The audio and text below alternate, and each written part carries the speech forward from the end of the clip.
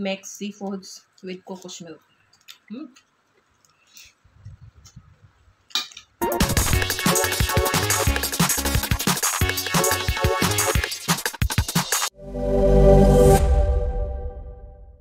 Gawin na natin mga my loves.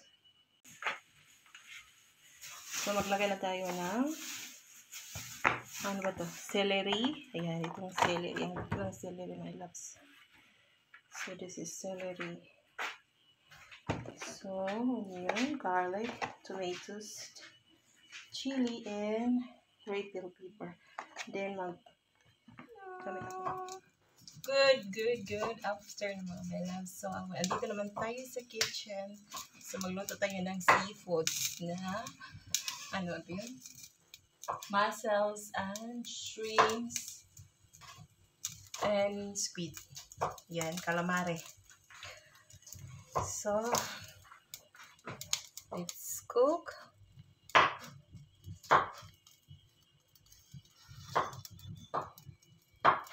So, maglagay tayo ng butter. Butter.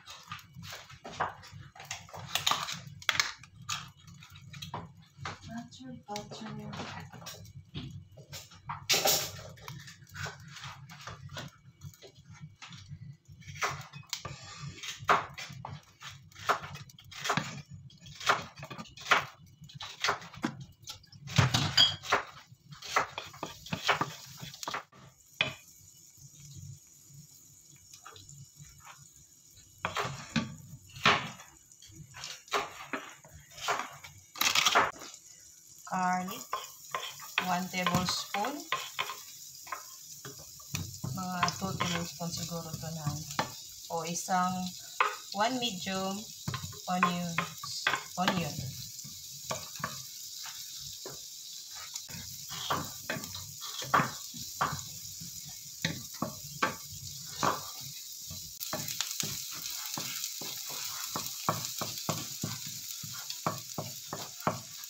Lagay na natin ang celery.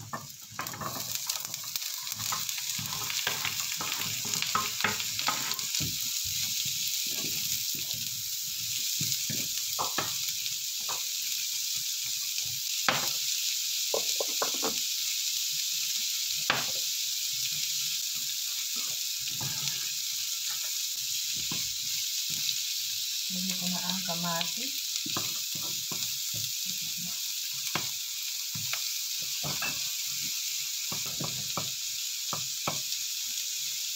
Sunod natin ang seafood.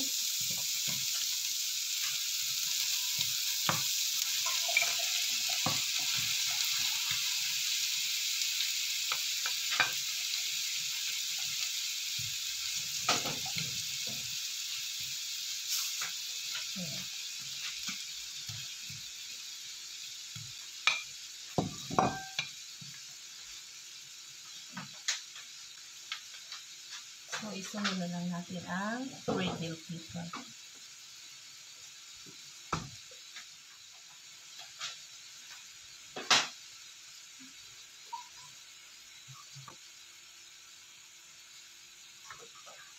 So, maglagay pala tayo ng coconut milk. May kalahati pa dito. So, ilagay ko ito. Before that, maglagay tayo ng 1 tablespoon na tomato paste.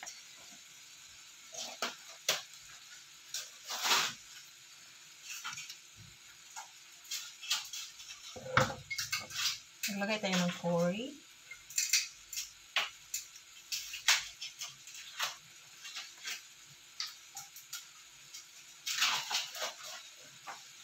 Mga 1/2 teaspoon.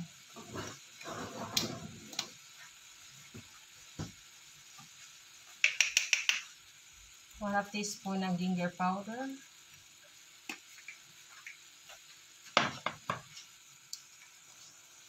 Black pepper. 1/2 teaspoon. Then maglagay tayo ng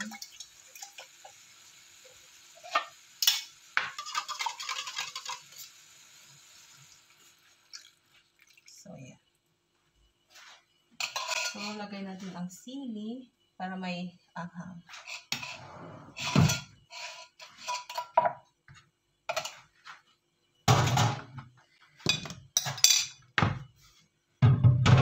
Takpan lang natin, my loves. Para madaling maluto.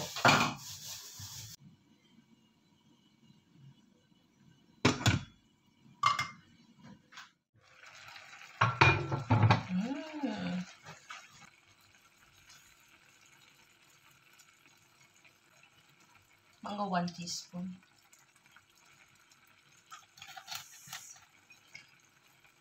One teaspoon.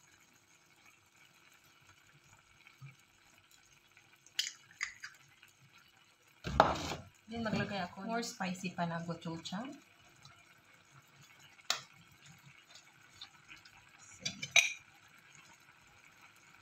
Mga 1 teaspoon.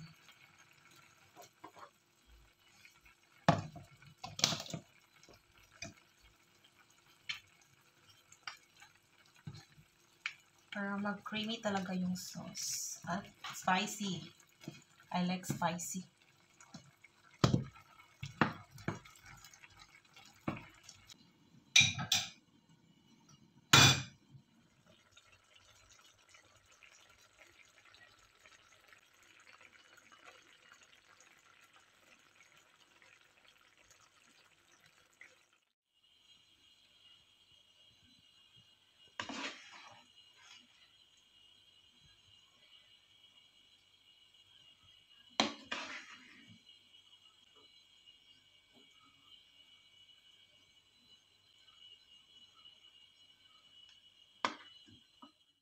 Hello, hello! Mukmukbang naman tayo mga my loves. Init pa ang ating seafoods na may gata. Ayan, sobrang sarap to my loves. Ayan, kain tayo. So, pray muna.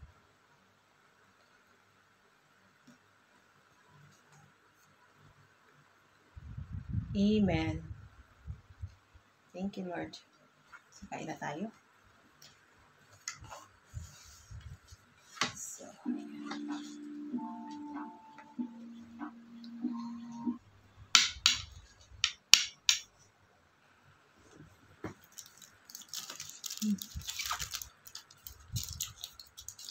this is a spicy seafoods with coconut milk. Sobrang sarap.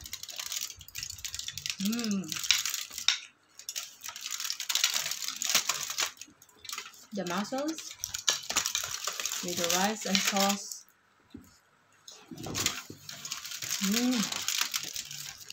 Sarap.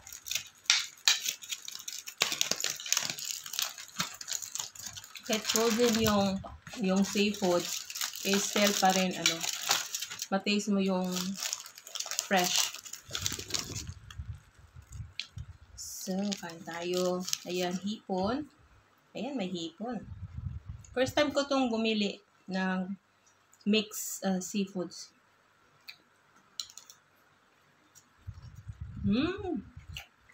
Sarap. Celery. I love celery. Sarap. Kuha ko ng calamari, mussels at shrimps. Mix together.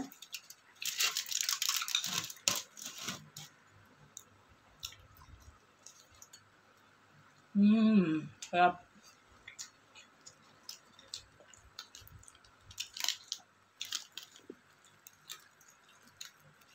Sarap talaga siya. Akala ko hindi masarap kasi frozen. Kaya hindi ako bumili ngayon. Parang gusto kong bumili na talaga.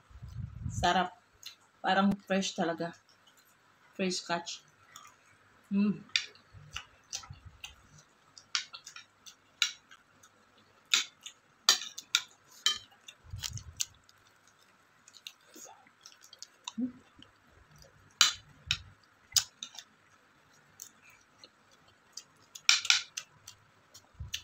Ako lang kakain ito. Ayun, kumain.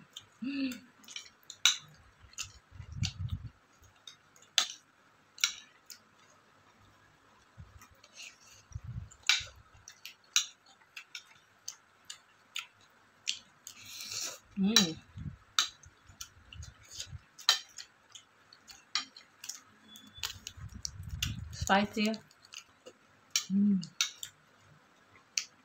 Panalo.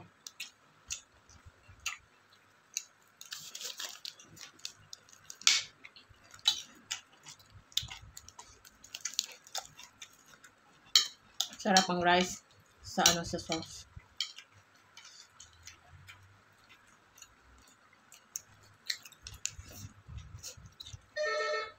May packet. Oh, maybe. Yeah, she said 10:30. No, it's 12. Yeah. Sarap. Sarap.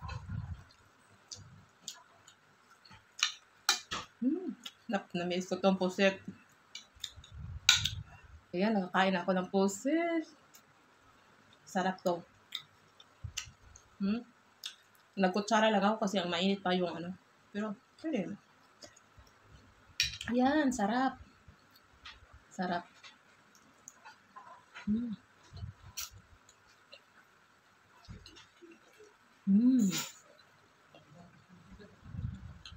Sarap.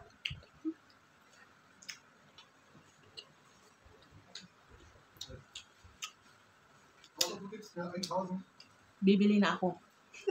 Every week nito. Dankeschön. I have packet.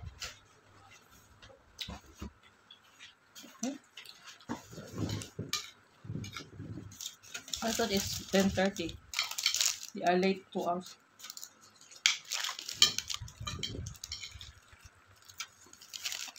Ang sarap. Nagluto pa ako. Galing sa work kasi hindi siya. Yung asawa ko hindi marunong magluto. Hindi alam kung anong recipe. Ako, basta makita ko yung gulay, kung ano yung available na karne doon sa ref. Alam ko na ang anong recipe for today. Hindi ako naubusan ng recipe.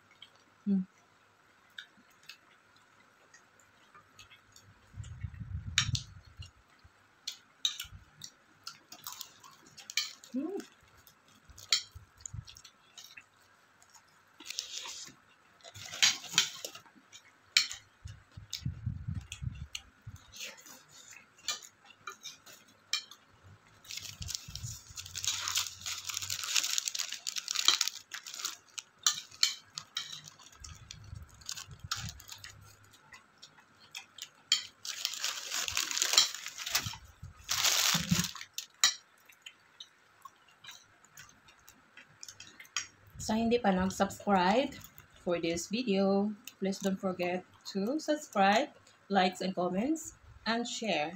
Don't forget, and follow for more mga my loves, mga kabisdak, Bisaya ba ako. Thank you for your support, and I will support you back.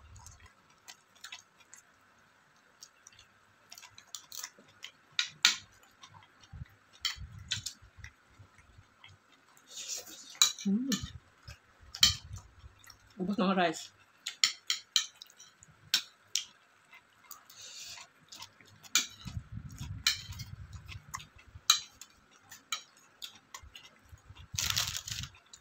Sabi ng asawa ko na bakit lagi daw ako nag-rice sarap ng pagkain natin na may rice kasi yung sauce, sarap sa rice at perfect naman siya. Sarap oh. Sarap yan.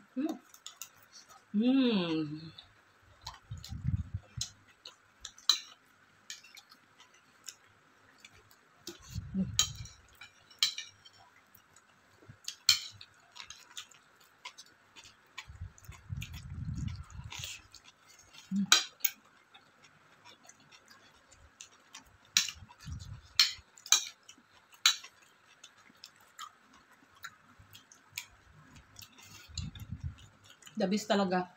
Talagang since birth, paborito ko talaga ang seafoods kasi hindi kami malayo sa dagat. So, everyday yung papa ko lagi pumunta sa dagat. Talagang everyday kumain kami ng mga fresh talaga na seafoods. Yun ang na-miss ko talaga sa atin. Oh, dahil sa anghang, yung ilong ko.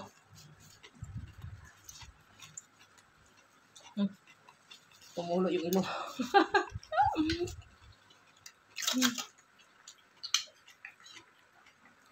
Sarap! Talagang super creamy siya dahil may gata, may milk, may coconut milk. Then tomato paste. Ayan, with gochujang, spicy yun. Mabili mo lang yun sa mga Asian shop, mga Thai shop. Yun. Sarap.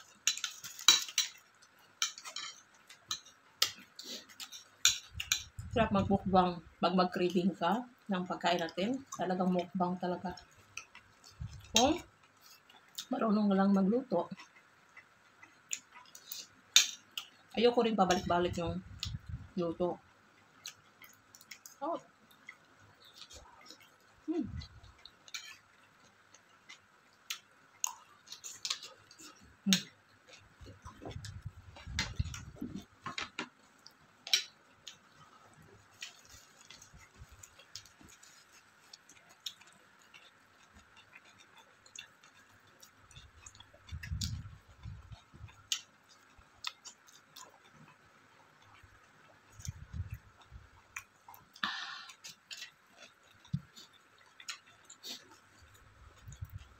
Talagang maubos ko to kasi konti na lang.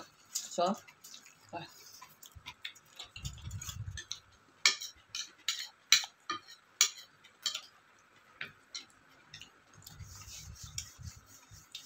thank you so much for watching this video and more easy recipe Filipino food to cook. And thank you so much. Have a nice weekend and bye-bye.